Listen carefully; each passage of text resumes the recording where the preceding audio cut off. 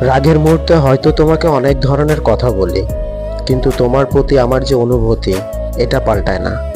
রাগের মাথায় তোমাকে অনেক বকা দিই, কিন্তু তোমার প্রতি যে আমার ভালোবাসা, এই ভালোবাসা বিন্দুমাত্র কমে না।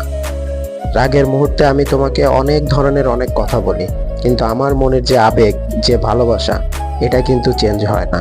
দিন শেষে সেই আমি কিন্তু তোমাকেই ভালোবাসি, কিন্তু তুমি বোঝো না।